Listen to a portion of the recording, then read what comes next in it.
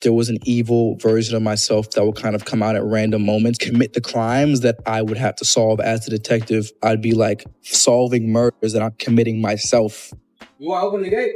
Tonight, dramatic video captured by TMZ showing the tense moments LAPD officers arrested singer David on suspicion of murdering a teenage girl who had been found in the trunk of his car. If you try to run or if you try to resist, you'll get hit with my feet or it's gonna hurt. I got you. In footage obtained by the California Post, officers in tactical gear are seen walking him in handcuffs yesterday on the streets of the Hollywood Hills. The final witness called by prosecutors during the preliminary hearing in the David Anthony Burke case was LAPD Detective Corey Ferrell, and his testimony gave the court its most detailed, most personal, and most disturbing look yet at what prosecutors say was happening between David and Celeste Rivera Hernandez behind closed doors. Over the course of his testimony, Ferrell read private messages recovered from David's devices and iCloud account that addressed the alleged relationship between David and Celeste. Look, it's going to obscure my view from the gate. It's good. If you try to run or if you try to resist, you'll get hit with my feet or it's going to hurt. I got you. If you try to run, we'll clean out our premises and you will get bit. I got you. All right, so the gate is locked. Do I open the gate? Open the gate.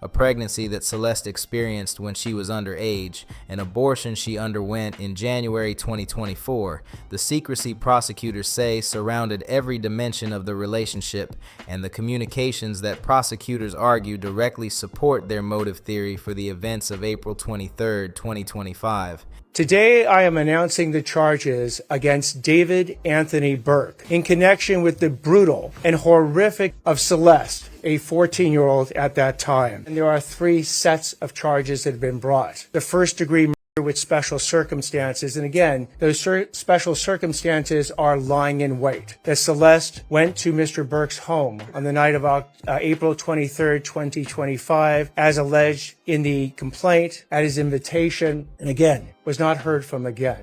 The messages Ferrell described, stretching from late 2022 through March 2025, provided the court with a specific, documented, and chronological account of what prosecutors say the private record of this relationship actually looked like. And the picture they painted is one that connects directly to every major element of the formal charges. David Anthony Burke has pleaded not guilty to all charges. He is presumed innocent unless and until the evidence establishes otherwise through the formal legal process. The second is a special circumstance, being that this is committed for financial gain. As the evidence will show in court, the financial gain was for Mr. Burke to maintain his very lucrative musical career that Celeste was threatening on that particular night. The third charge, in addition to lying in wait and for financial gain, is a witness to an investigation. In this particular case, as the evidence will come out in court, the witness to the investigation was Celeste, and the investigation was into the lewd and lascivious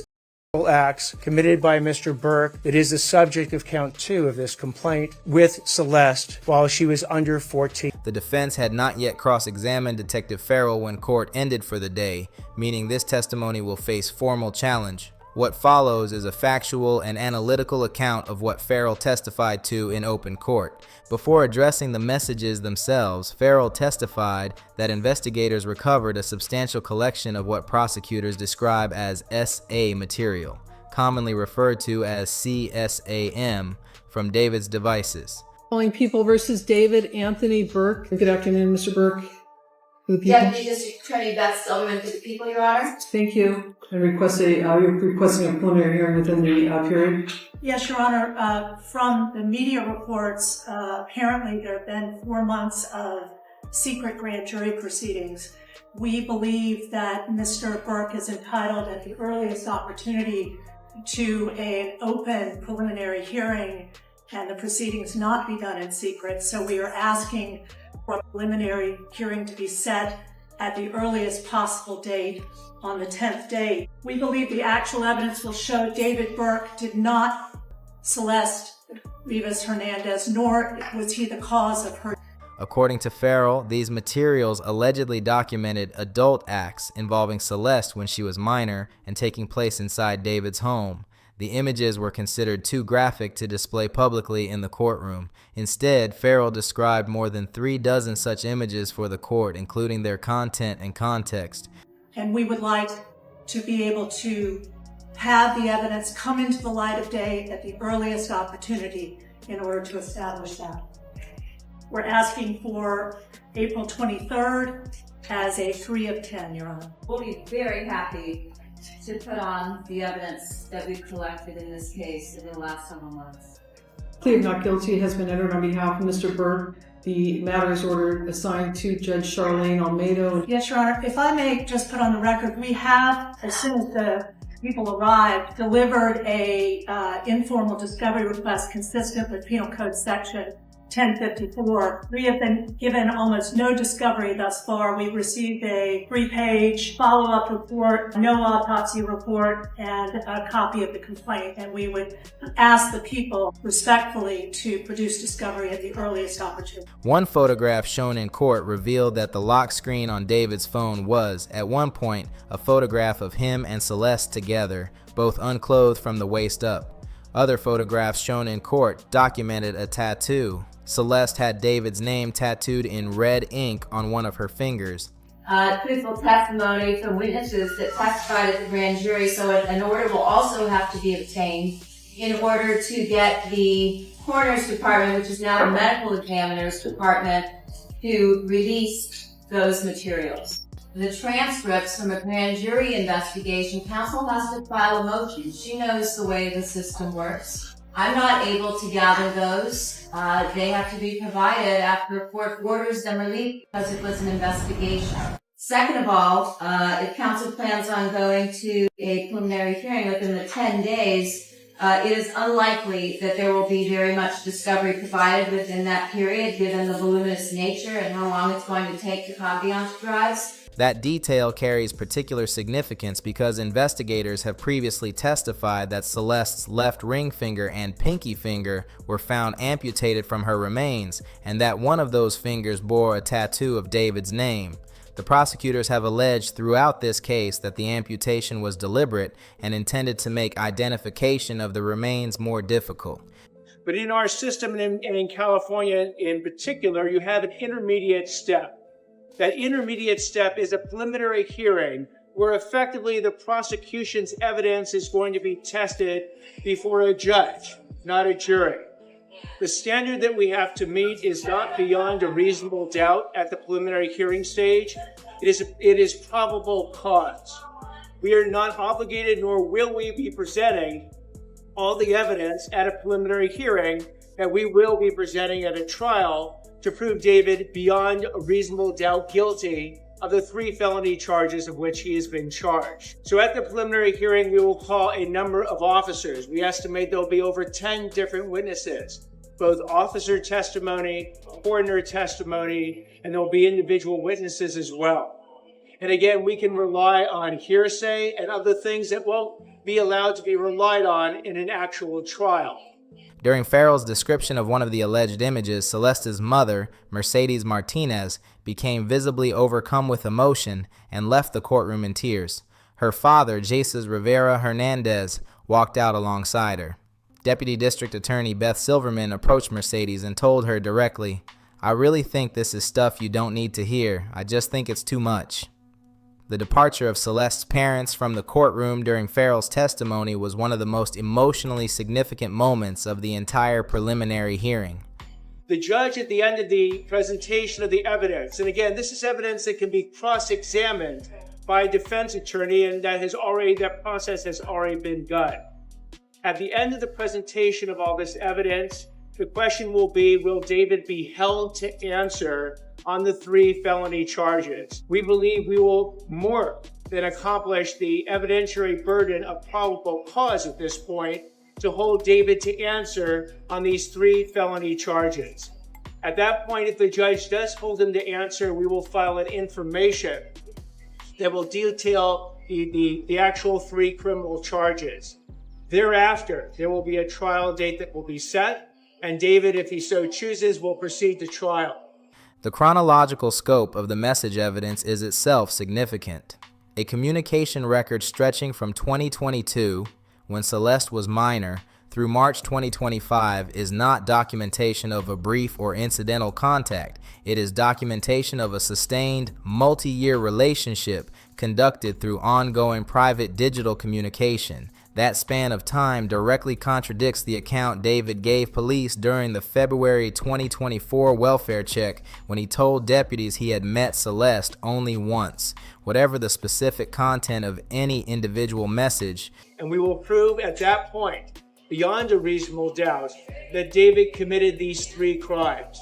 And when, and we do not predict if, when he is convicted, we will then be seeking the sentence that we are allowed to seek by order of law, and we will let you know in a future date whether or not that sentence will also include the death penalty. Now, I wanted to take this opportunity as we're starting this preliminary hearing process to explain where the preliminary hearing fits in the process so people can understand as we are presenting evidence and it is being cross-examined what ultimately the standard is for the judge to determine, and that's probable cause, not beyond a reasonable doubt. It is a judge that is doing this determination, not a jury at this point, and that there will subsequently be a trial when the judge holds David to answer on these 3 felony charges. The documented existence of years of ongoing private communication with a minor when the documented messages began is independently and significantly relevant to the formal charges. The earliest messages shown in the session came from late November 2023, the same period prosecutors allege the adult relationship between David and Celeste first began. The messages addressed a pregnancy scare. Celeste wrote that she was afraid she might be pregnant and did not want to have descendants. David's alleged response asked whether she had missed her expected period and told her to begin tracking her menstrual cycle through an app. The conversation between them about missed periods, pregnancy concerns, and cycle tracking was deeply inappropriate between an adult and a minor in any context. In the context of an alleged ongoing relationship, it documents a specific dimension of what prosecutors allege was occurring and establishes that David was actively engaged in monitoring the risks associated with that relationship, not unaware of them. According to Ferrell, Celeste underwent an abortion in early January 2024. The messages showed both David and Celeste discussing the abortion in the days leading up to it. Celeste allegedly texted David that neither of them were capable of caring for a descendant. David's alleged response included telling her how strong she was and that he loved her, while also mentioning that his mother had advised him to question paternity, to verify whether it was actually his if he were ever in that situation. He then allegedly asked Celeste directly, "It is mine, right?" Celeste confirmed that it was. That detail, David asking whether it was his, is notable in the context of what the prosecution is presenting. It establishes that David was engaged enough in the situation to raise the question of paternity while also, according to the messages, receiving guidance from his mother about how to navigate it.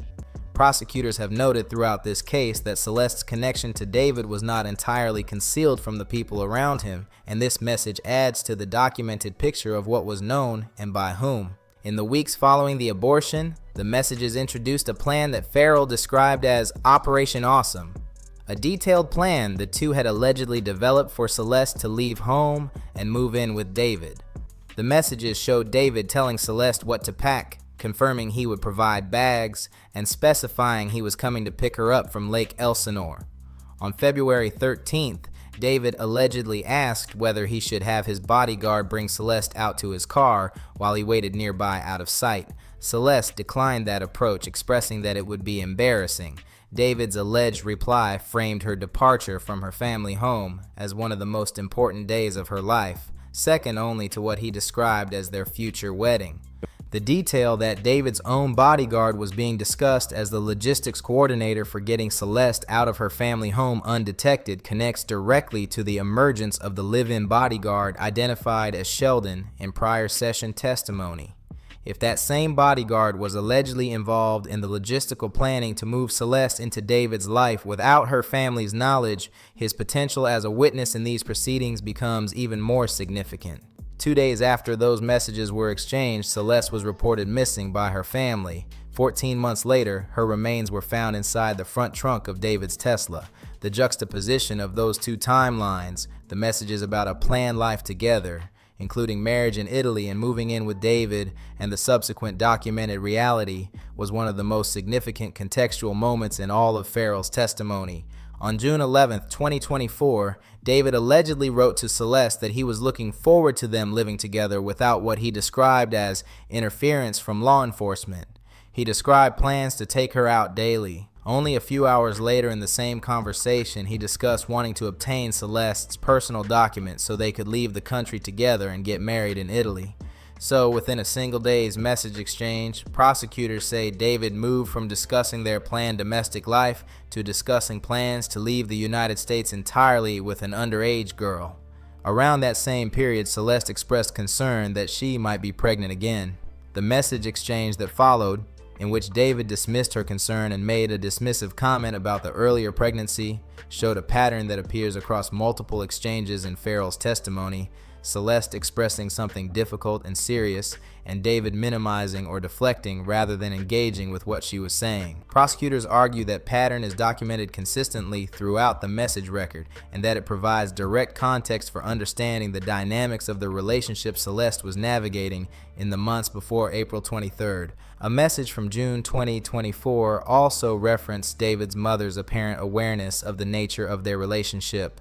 David allegedly wrote that his mother understood what he and Celeste would do when they were together, establishing once again that the adult relationship was not entirely hidden from at least one person close to David. By August 2024, Celeste's messages had shifted significantly in tone. She began expressing intense grief and guilt about the abortion. In messages Ferrell read aloud, Celeste wrote that she had to get an abortion for David. She described what happened as taking an innocent life. She said she would have been there for it if they had continued the pregnancy. She told David she would have to lie about it to people around her for the rest of her life, and that she would do anything to have it back. Those messages are important not just for what they say about how Celeste was feeling, but for what they reveal about what she understood about herself and her situation. She was describing the abortion in terms of personal loss and moral weight. She was thinking about the long-term implications of keeping a secret that would follow her. She was expressing that she had made a sacrifice she deeply regretted for someone else's benefit. She was carrying that in writing, in private, in messages to the person she held responsible. David's alleged response was to shut the conversation down. He reportedly wrote, "Let's end that here," and told Celeste he did not like talking to her when she was upset. When Celeste asked how David felt about the abortion, he acknowledged sadness, but said what upset him more was that the descendants had been conceived outside of marriage, before closing the topic by saying, "But I don't dwell on it." They were able to do, through a warrant, just extractions from his phone, which apparently was an iPhone 16 Pro, and it was Pro Max, called the Tranquilizer. And this phone, by the way, has never physically been located. And this was the phone disconnected on the 29th. So per Celebrate activity, you know, they were kind of showing us sort of the places that he went. And they were screenshotting some of these places from the infotainment center on the Tesla and matching it up to the iCloud.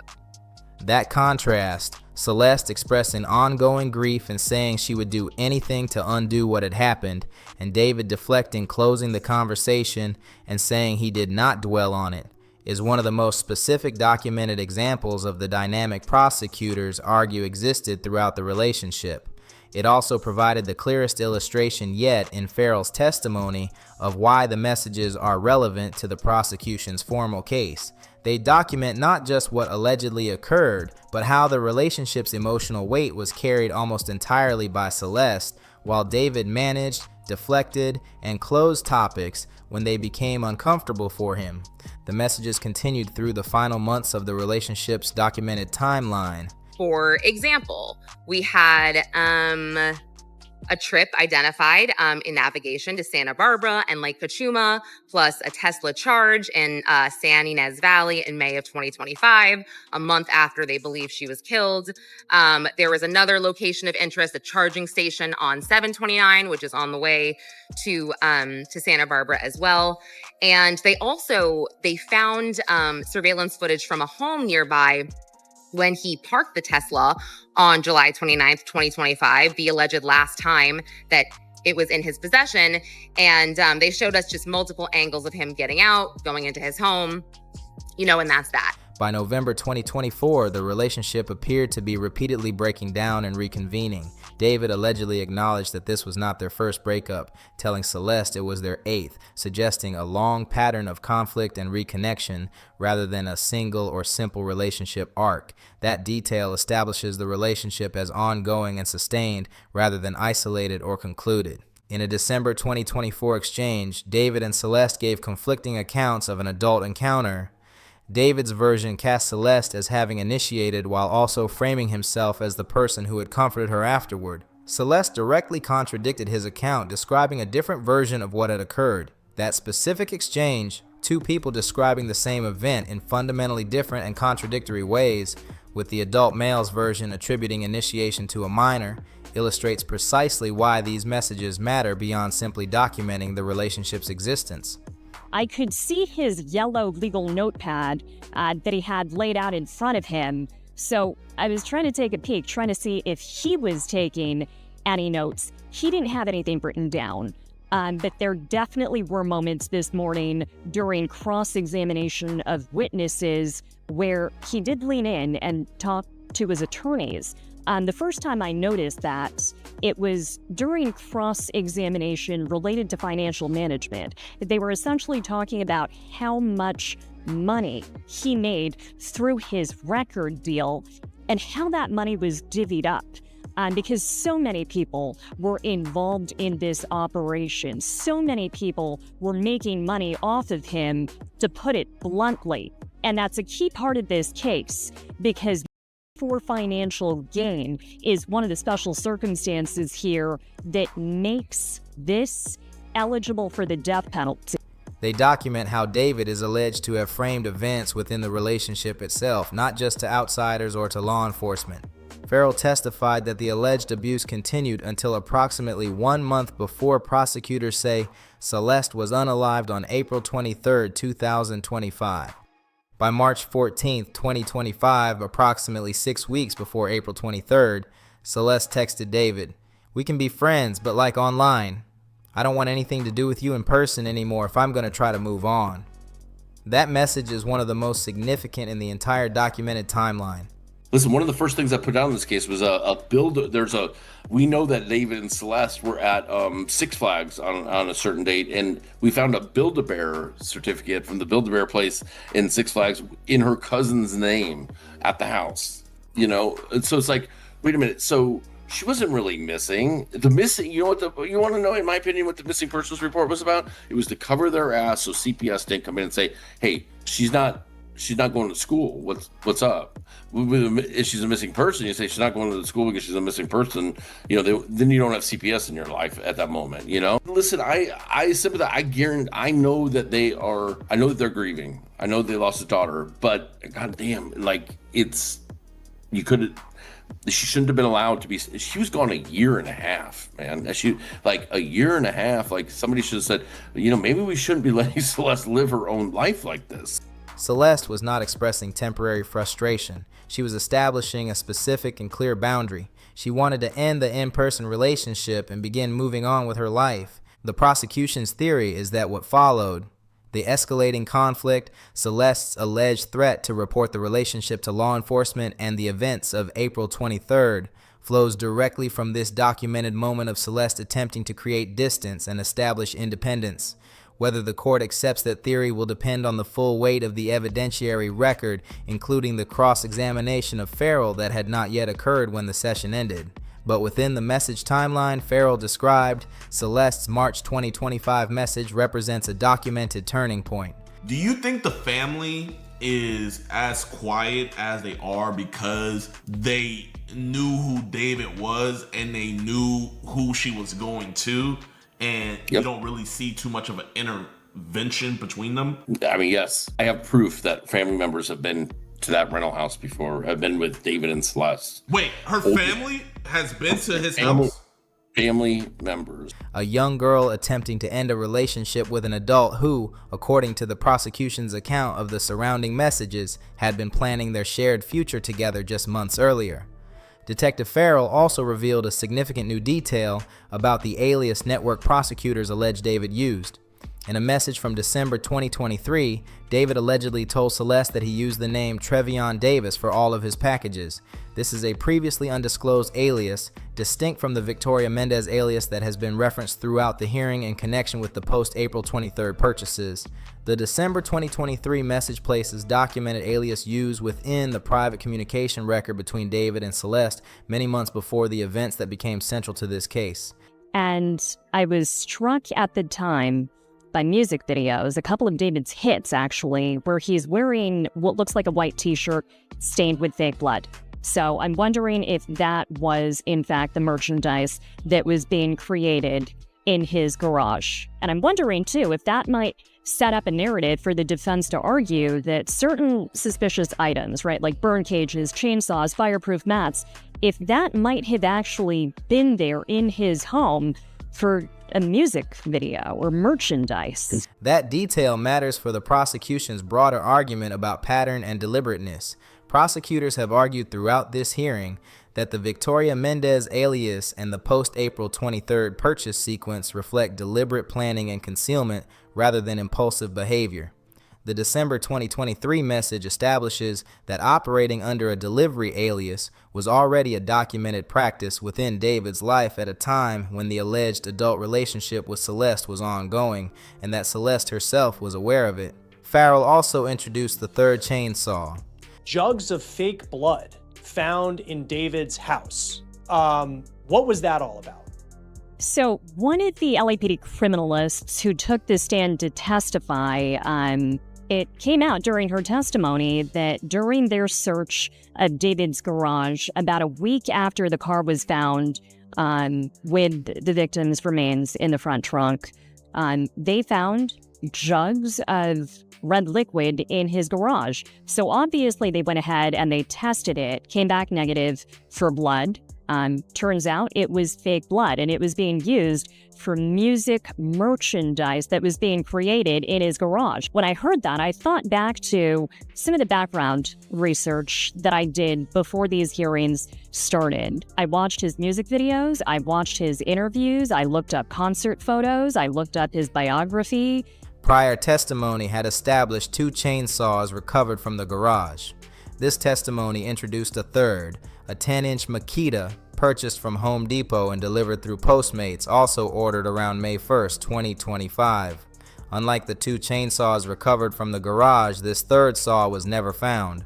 Its documented purchase, delivery, and subsequent absence from the physical evidence recovered during the September 17th search adds a specific and unresolved element to the physical evidence picture, particularly given the prosecution's allegations about how Celeste's remains were dismembered. Stepping back, what does Detective Ferrell's testimony as the prosecution's final preliminary hearing witness accomplish for the formal case?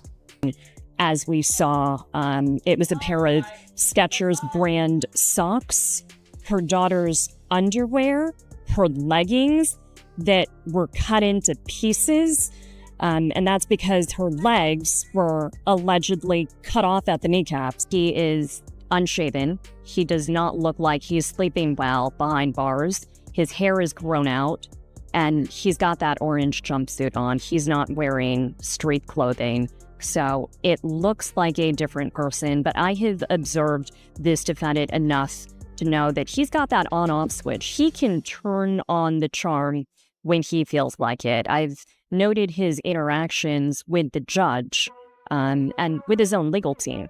He can be very charming. And the fact that he's really not emoting at all. You know, when we're hearing about autopsy details, when we're hearing about the state of decomposition, when we're seeing photos of the victim's remains in cadaver bags found in his car, I got to parrot what Mona said, the courtroom sketch artist. He really is off on another plane. It provides direct alleged documentary evidence, in David's own words, of the adult relationship with Celeste during the period she was underage. It provides specific documentary evidence of the pregnancy and abortion, events that Celeste was still processing in grief-laden messages many months later. It establishes the alias Trevion Davis as a practice documented within the relationship itself months before the alleged post-incident purchase sequence. It introduces the unrecovered Makita chainsaw, and it documents Celeste's March 2025 message, establishing a boundary that, in the prosecution's theory, contributed to the escalating conflict leading to April 23rd. But beyond those individual evidentiary contributions, Ferrell's testimony accomplishes something the prosecution's prior physical and digital evidence could not. From Lisa Lehendro, they did sit in the courtroom and see these exhibits, these photos of what their daughter was wearing when her remains were found. They did see the little bits of hair and plastic that were collected during her autopsy and how those bits of plastic fit with damage from this blue inflatable pool. I didn't see any kind of visible physical reaction. On day one, Mercedes, the victim's mother, she bowed her head and just started crying when we saw the photos and the contents of those cadaver bags found in the defendant's Tesla. This morning, I didn't see her react. It's like she was frozen. It places the court inside the relationship itself. Not the aftermath, not the investigation, the relationship as it was experienced by both parties, documented in their own words over the period from 2022 to 2025. That kind of evidence, direct, first-person contemporaneous documentation of what was actually said and how each person responded, is qualitatively different from the forensic evidence, the purchase records, the location data, and the financial testimony that preceded it. From LAPD, she did the actual forensic analysis of the inflatable pool, in addition to material that was sent to her by the LA County Medical Examiner's Office that was collected during the victim's autopsy. Now, that includes, I mentioned her soiled clothing and bits of blue plastic found during the autopsy that were essentially embedded in her remains. So this criminalist actually pieced those bits of blue plastic in with the rest of the inflatable pool that she processed and analyzed.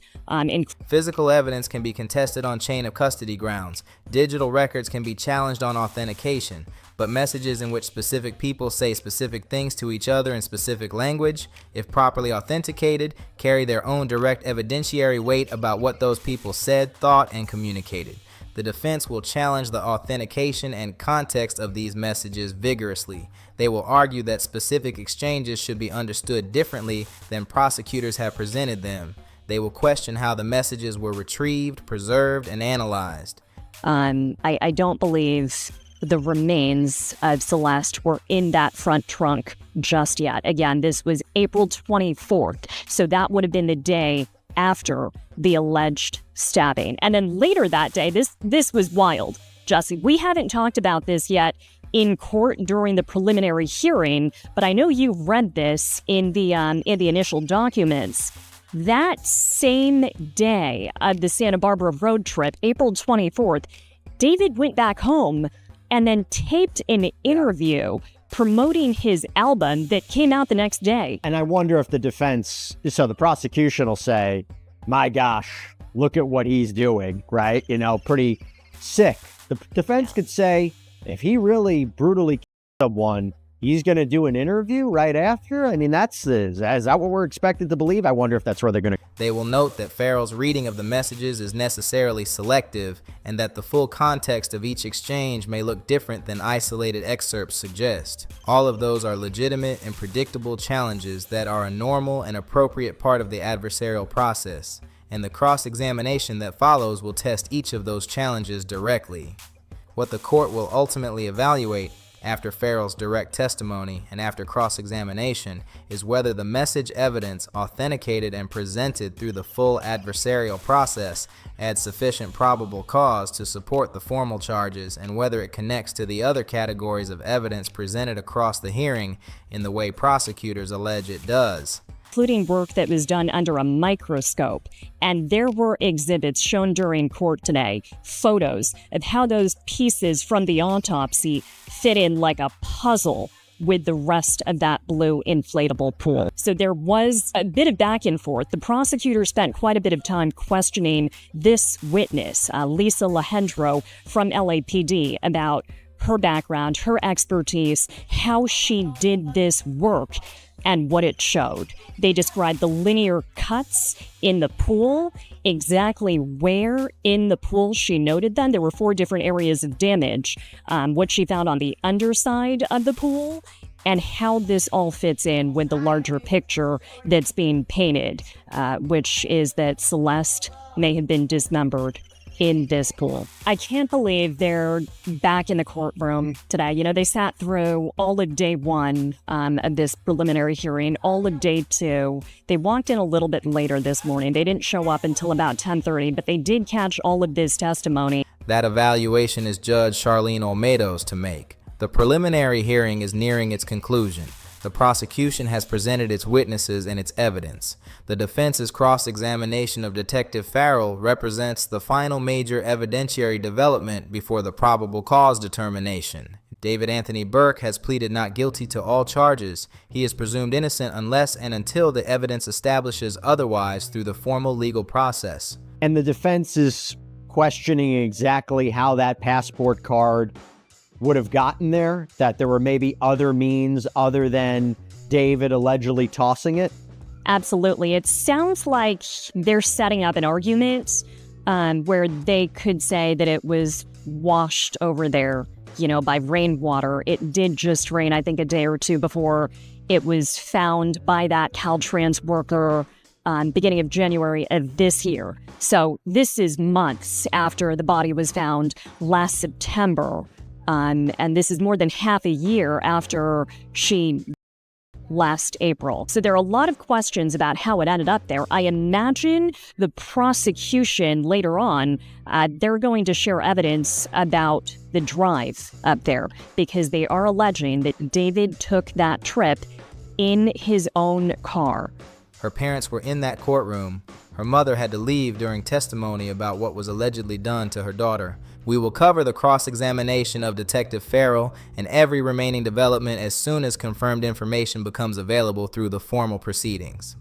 Subscribe and turn on notifications so you stay updated. SpillHop. We do not just report the story. We slow it all the way down, go deeper than the headlines, and make sure you actually walk away understanding what is really happening and why it matters. One more dimension of Ferrell's testimony deserves explicit acknowledgement: the evidentiary role of Celeste's own voice in this record.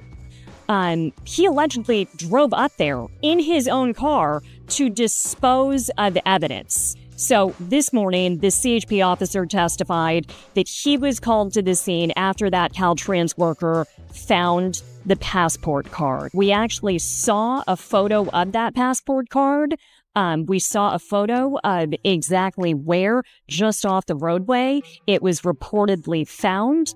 And then we heard some back and forth where defense attorneys cross-examined him and asked, you know, was there any traffic control? Do you know if it was found face up or face down? Was it buried under anything? Did it just rain a day or 2 ago?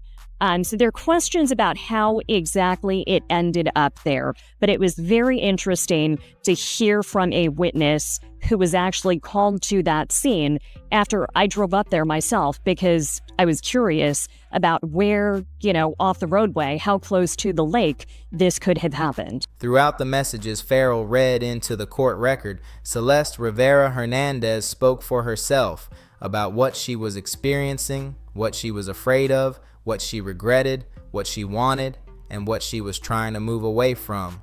The messages show her expressing fear about pregnancy in November 2023. I was sitting right behind David this morning. I somehow got a seat in front of where they were seating other reporters. I think it's because I actually walked in a little bit later than everybody else did. So because of that, they had me seated on the end of one of the attorneys' rows in that courtroom, and I was right behind David. He didn't look too great. You know, his hair is grown out. He is unshaven. He's wearing that LA County jail uniform, that orange jumpsuit, and he still has his feet and his waist shackled. He's not wearing handcuffs, though, so he was kind of splayed out in his chair, arms on his armrests. They show her expressing grief about the abortion in August 2024 in language that was specific, emotional, and clear. They show her establishing a boundary in March 2025, directly telling David she wanted to end the in-person relationship. Those expressions, documented in her own words at each point in the timeline, are part of the formal evidentiary record now. Someone from the California Highway Patrol testified, right? Can you tell us who that person was and what they testified to? So this was interesting for me personally, Jesse. It was a CHP officer, California Highway Patrol. He's assigned to the Santa Barbara area. As soon as he walked in and they said that, I thought, oh, here we go. This is going to be the piece of testimony during prelim related to Lake Cachuma up in Santa Barbara County. So I love that area. I love Santa Barbara.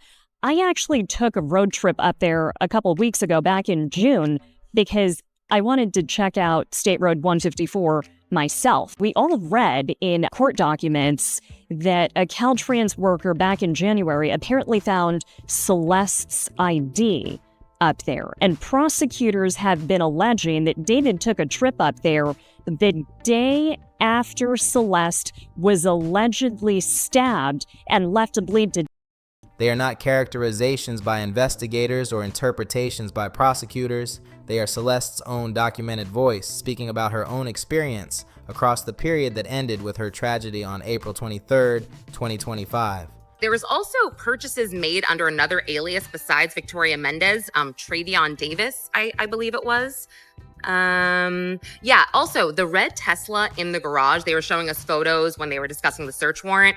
They said that was registered to Robert Morgenroth, and they identified him as David's manager and quote personal assistant. I found that to be interesting. How they also identified Celeste, Jesus Rivas called LAPD communications on September 10th after he saw lots of media coverage on the 8th, and he said, look, I think this might be my daughter. And basically, he used his son as an interpreter, or Celeste's brother, and he was able to provide LAPD or the medical examiner's office with her dentist's office so they could, identify the dental records, and it was her. And also, he did say that per Jesus Rivas, that she had 2 different phone numbers, and he gave them to police. And then they also found out that she had a 3rd phone number that no one knew. And when the detective said her name, he said, did he say his daughter's name? He said, yes, it was Celeste Abigail Rivas Hernandez. That was very sad. It was a very sad moment to hear her full name. The prosecution has been building a case around physical evidence, digital records, and forensic findings. Ferrell's testimony added to all of that, the documented human reality of what Celeste was experiencing and expressing throughout the period this case covers. They talked about getting a search warrant for the home as well, where they went over the evidence that we kind of already knew about. The burn cage, they found that in a box behind the piano. They found a blue iPhone 15 that belonged to David.